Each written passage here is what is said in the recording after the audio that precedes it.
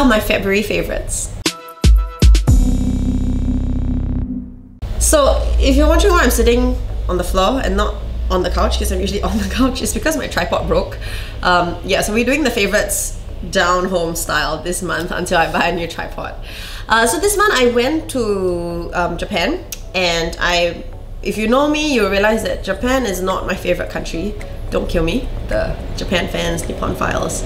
It's a place that I go to snowboard, you know, like I've been to Shigakogan and Niseko, and you know, but it's not like I'm a fan of the city. But I went with my two girlfriends. We've been friends since we were kids, not teenagers, naughty teenagers. And so they convinced me to combine our snowboarding trip with a bit of the city. So in Japan, usually I don't, like in Tokyo, I don't usually end up shopping. I think things are quite overpriced in Japan. Like things that I could buy the same thing for like a lot cheaper in Korea and even in Singapore, because everything's made in China. Yeah, but this time around I actually bought quite a few things. So let me show you some of my favorites from this month from Japan. Okay, first up, I got these clips. Like they're really cute. I mean, they were at a time when my hairstylist Fanny actually bought me a clip for my hair, which I never used to do this clip in my hair. But my hair is so straight that when I don't style it, and when my fringe was long, it was a nice way to keep my fringe out of my face, and it suddenly looks very, like, makes me look very polished. Unfortunately, after I bought this, right, like the day or two after I came back from Japan, I saw her just like, "What's in?" and she gave me bangs, so can't really use these clips. I think I need like a month for my bangs to grow up a bit before I can put them in. But I like them because they sit really nice. I don't like clips that are too tight, and I like those that just kind of slide in, you know, just so that you can put them exactly where you want. Like even bobby pins takes a bit more work. I'm lazy lah, right? So this one, it kind of slides in everywhere. She said with bangs still can use. You know, I think it looks a bit too cute. So I'm gonna wait for the bangs to grow up. But I really like these. Tortoiseshell, and they go with everything. And I think when my bangs start to grow out into a long fringe again, it'd be a nice way to keep my hair off my face. They weren't expensive too. I think they were like $5 for two. Okay, so the other thing I got from Japan is this eyebrow mascara. So if you have ever been fake blonde, you realize that you need to match your eyebrows to your hair color. Since I've gone blonde, it's kind of been my thing to try to find the correct shade of eyebrow mascara. So this, I don't even know what brand this is. Excel. It was just some random drugstore. And I was just like waiting for my friends, so I tried. And this is like the correct shade. It's like taupe. Is that the right word? Yeah, so some of the colors that I've tried look very, very yellow. Which, yeah, blonde is kind of yellowish, but you don't want it to look that yellow. So this is perfect. It just makes it lighter, but it's actually very flattering on the face. So I'm quite pleased with this. I have no idea how I'm going to buy this when I'm done with it, but maybe I won't be blonde by then. So Excel. It's just from some random drugstore. It was cheap, like $10, I think. So this is another favorite from Japan, and I've actually used this before. It's by Etose. It's their like sleeping powder. So it's basically like a skincare, but it's in a powder form. So it's a bit counterintuitive because you always think like when putting powder feels like you're putting on makeup, and nobody, you know, any girl knows that you're not supposed to sleep without makeup. You're not supposed to sleep without makeup. But this one is, yeah, it's supposed to be good for your skin. So it's a favorite because look at this pretty packaging. This was again at the drugstore when I was waiting for my friends, and I really didn't need to buy anything, but I was just perusing. And so this is their special limited edition Sakura thing. It came in such a pretty box. I couldn't resist. But I've tried it before and I really like it. I mean, the normal packaging is alright, but this is so pretty, and it's like a pink compact. Oh my gosh, love. Still on Japan buys are these earrings that are also very pretty. These days my ears can't take earrings that are too heavy anymore, so a major consideration when I'm buying earrings, and I love dramatic earrings, is how heavy is it gonna be. So these are really light, but they're also like pretty. I always like things that drop, and I'm quite I'm quite particular, like it must drop at a certain length. I don't like it when it's way too long. So this is the perfect length, and it's like a cream and gold, which goes with most of my clothes and most of my things, so it's quite idiot proof. I've worn this with like a sweater, so very casual, and you can also wear this with like a nice dress. So I like things that, you know, double up and I can just dump in my bag. Like if I forget to wear earrings that day, then these kind of go with most of the things that I have. Okay, finally, and actually I bought so many things, but I'm only showing you some. Should I show you some of the other things I bought from Disneyland? I should show you all of them. But this is one of the things that I bought that I haven't used, but I'm actually really pleased with it. It's a wallet. Mickey Mouse! And this is like the vintage Mickey. So it's, I don't know if you can see the inside. It's got a few places for cards. You can actually put coins in here, I think.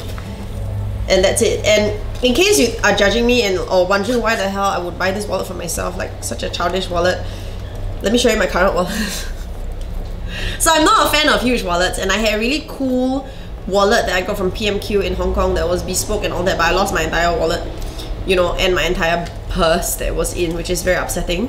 So in the interim, which has been like 4 months or something, I've been using this that I got from Chiang Mai, which I actually really like too. It's cheap and good, and I just stuff everything in there. I don't have a lot of things. Money, 1 ATM, 2 credit cards, my IC, and then that's it. I like to keep my life simple in terms of credit cards and wallets, and yeah, so this has served me well, but this is so cute. I'm gonna switch over to this soon, so do not judge me for using a really childish wallet. Okay, so the next thing is a favorite song, and I know it's all been Japan, but honestly it's been busy at work other than my Japan trip, so I haven't really had time to explore things. But this is a song that I discovered in Japan. It's not a Japanese singer. It's by Stacey Kent, who is not, you know, new, but I've never heard of her. Okay, this is the story, a bit lost, but but then it's me. We were looking for this tempura place that was recommended by a friend. It's very hard to find things with the Japanese addresses. My friend asked this person on the street, and this guy was really friendly. He really tried to help us find the tempura place. The address was correct, but we got to the building but it wasn't there. And then he turned to the other building and he was like, actually in this building on the top floor, look, there's this shabu shabu place that's really good and really affordable, like it's really good value for money. And then we were like, okay, let's just go there. So we went there and I highly recommend it. Actually, that could be a new favorite like restaurant, but I need to find the address. So anyway, aside from the fact that it was really good value for money, the meat was really good, the soup was really nice, there's like free flow. Oh my gosh, I feel so hungry just thinking about this, you know, I haven't had lunch. Like there were like waffles that you could make yourself, and then there was like soft serve ice cream, and yeah, okay. But then there was this like area, it said, please do not come here just to take pictures. But we decided to go there just to take pictures. Let me take that back. I didn't go there just to take pictures, but because the sign said please do not go here to take pictures, I was so intrigued I just had to go. So I pushed through the door and it was an unobstructed view of the entire Shibuya crossing. Yeah, of course I stood there and took a photo. I stood there and took an Instagram story and a full video and some selfies. And my friends got bored after a while and they went out. But the other thing that made that experience so magical was the music. So they had this song that was playing and it sounded a bit bossa nova, jazzy, like one of those modern bossa tracks, and it's by this lady, Stacey Kent. I know because I Shazammed it, and the song is People Will Say We're in Love, which is not a new song, but it's basically about, I guess, a couple that's trying to keep their love under wraps. But you know, a lot of the jazzy songs are like fun and a bit playful and a bit romantic in that way. So this one is really about, obviously these two are in love, and obviously she likes that he's very sweet to her and all that, but you know, it's like, oh, don't do this, people will say we're in love. So I really like the song. It's really cute and it's really sweet, and I guess it reminds me of, like, you know, when you're starting out with a new love, like when I have a new partner, before I would not want to tell my friends until I let the fact that, oh, I have a boyfriend now set in. So it's kind of like the early parts of a relationship that's kind of nice. But it was also that beautiful experience, you know, watching the Shibuya crossing where you're not supposed to take photos. Luckily there was no one. Yes. New favorite song. Long story way of telling you that. Okay, so another favorite for the month. This one is not really new, but I haven't talked about this. I don't know why I forgot. So Max Factor sent me this illuminator some time back, and it came in 2 colors, light and dark. And I think I'll pass on the light one because I'm not that fair. I think it's a bit too much. So I tried the medium. I don't know if medium or dark. And it looks like strange. Like I thought this was like to shade the face, but it's actually a highlighter that has gold flecks. And then this is like has a white thing. So I asked the makeup artist friend and he said this is good to highlight your nose because then it won't look shiny. It will just look like you have a higher nose bridge. Something like that. And then this is for like the cheekbone. So I actually really like this. It looks kind of gross because if you've watched my previous video, I do not like the packaging. It's like very unwieldy to open, you know. And so I stuck my fingernail in there by accident because it was so hard to open that when, you know, like that. So the packaging sucks, but I actually like the product. Like it gives a very, very subtle sheen. Like if you like those full-on like bam, I don't know who's that, Rihanna, that kind of highlighter, or the Jeffree Star kind of highlighting, this is not for you. But if you are new to highlighting like me, you just want like quite a natural glow for everyday, this is really nice. And it blends really well, and I'm so lazy, obviously I just use my fingers. You know, after putting on my base, I just do this, put cream blusher, and I'm done. So I like this. It's like on these idiot-proof things. Except the packaging. They need to improve on the packaging. Okay, another favorite for the month is actually a present, and thanks Tian for getting this for me. I think she got this from Thailand because this is product of Thailand, and it's this brand Om. I've not heard of it. It's a soy candle, but what I really like is the scent. I guess if you watch my videos, you'll know that I'm into smells, but I'm fussy about smells. So I like things that smell nice, which is really subjective, I think. So I mean, a really good friend would be able to pick the right scent for me, and yeah, I was really impressed. It's vanilla pear, so it's the perfect mix. Like, I love vanilla because it's warm, and like a lot of the candles in my house are vanilla or like cake smelling because I just like things to smell yummy.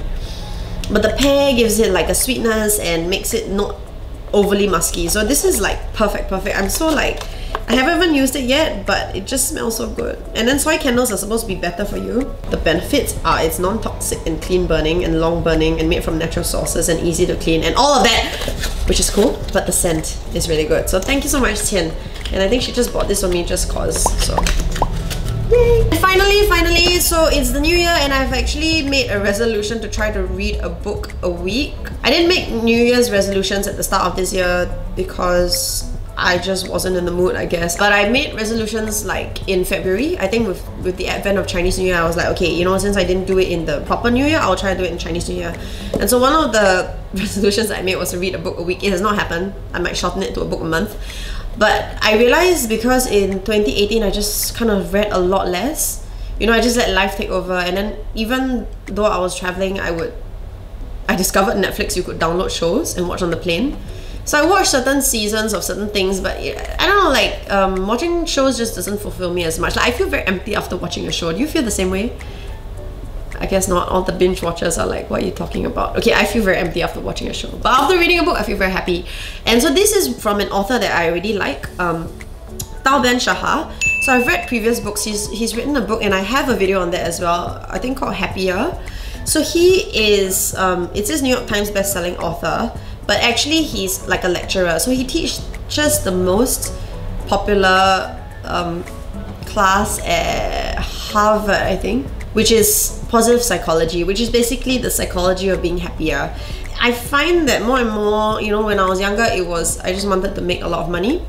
But more and more now I realize like life is just about being happy, and I'm slightly obsessed with finding the secret to happiness. I mean, I'm generally happy with life, but we can always be happier. And I just want to find that out and be able to distill that in a way that, you know, if you don't want to read, like if I can read it and tell you in a video how you can be happier, then I'll feel like I've done something good.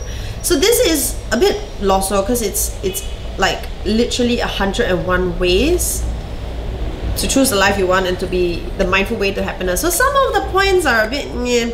But I would say if you're damn lazy, right, just read the first 10 points. Read the introduction and the first 10 points, and that would already, I think, make your life better. Because the main point that he's trying to say is it is a choice, right? And that everything can be looked at from two perspectives, you know, positive and negative. And it sounds so simple and so silly, but it's true. And each of the points, it kind of like, okay, for example, it will tell you there is, in lighter color, refuse to accept reality, and then they will show you in bold like what is a different way of looking at it. So every single one of the 101 points is like that. So it's really like an idiot-proof way, and it's one of those books that I don't think you should read fast.